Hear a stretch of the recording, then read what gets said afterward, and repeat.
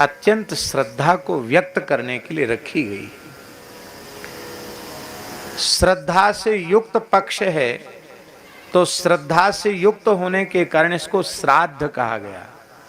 श्रद्धया सहितम, श्रद्धा के सहित जो हो वो श्राद्ध है,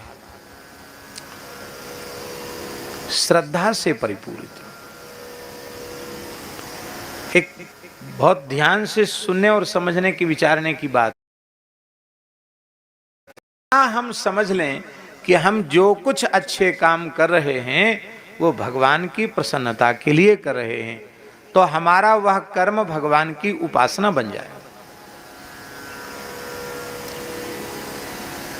तो मातृ पितृकुल से हमें पवित्र संस्कार प्राप्त होते हैं। इसलिए हमारे वैदिक सनातन धर्म में 16 तिथियां वे अपने पूर्वजों के प्रति अत्यंत श्रद्धा को व्यक्त करने के लिए रखी गई। श्रद्धा से युक्त पक्ष है, तो श्रद्धा से युक्त होने के कारण इसको श्राद्ध कहा गया।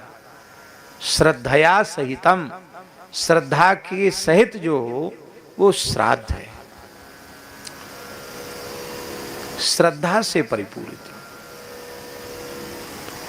एक बहुत ध्यान से सुनने और समझने की, विचारने की बात है। हमारे यहाँ इन 16 दिनों में कोई नया काम नहीं करते हैं। करते हैं?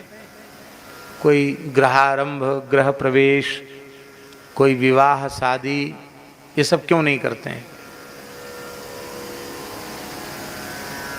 क्या ये अपवित्र समय है? अपवित्र समय नहीं। समय कोई भी अपवित्र नहीं है। कोई भी समय अपवित्र नहीं है। जिस क्षण हम भगवान को भूल जाते हैं, भगवान की विस्मृति करते हैं, वो समय अपवित्र है, वो काल अपवित्र है। जब अपवित्र उद्देश्य को लेकर हम किसी क्रिया में प्रवृत्त होते हैं, वो काल अपवित्र हो जाता है। वस्तुतः कोई काल अपवित्र नहीं है, क्योंकि कालः कलयतामहम्। तो ये सब मना क्यों कर दिया गया कि इन 16 दिनों में कुछ मत करो? इसका मतलब है कि और काम के लिए कह देंगे, लोग कहेंगे भाई हमारा अमुक काम था, उसमें हम बहुत व्यस्त थे, इसलिए हम अपने पितरों के प्रति श्रद्धा की अभिव्यक्ति नहीं कर सके। तब शास्त्रों ने ये निश्चित कर दिया, भैया ये 16 दिन पूरे पितरों के लिए हैं, इसमें तुम्हारी बहानेबाजी नहीं चलेगी कि हमारा अमुक काम था, अमुक काम था, इसलिए हम व्यस्त हो गए, इसलिए हम नहीं कर सके। देखिए, देव कार्य ऐच्छिक है। ऐच्छिक जानते हैं? ऐच्छिक का मतलब है कि आप करें तो बहुत अच्छी बात है, न करें तो उसका विशेष दोष नहीं है।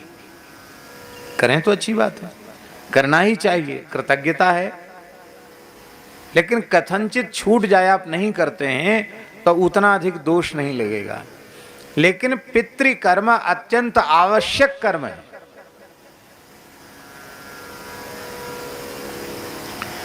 इतना आवश्यक कर्म है कि अकरणे प्रत्यवायः,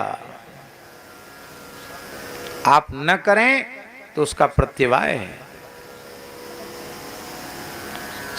वर्तमान समय में बड़े दुख की बात है, बड़ी पीड़ा की बात है।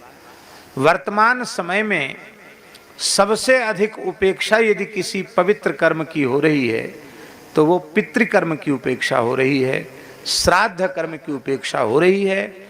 और उस उपेक्षा के भयंकर दुष्परिणाम का दंश पूरा समाज झेल रहा है। पितरों के रोष से ही संतति में दोष उत्पन्न होता है। पुत्र और पुत्री सदाचार और धर्माचरण से विरुद्ध होते हैं। सारे दोष पितरों के रोष के कारण आते हैं। इसलिए पितरों का अर्चन बहुत आवश्यक है। जब यह विचार बना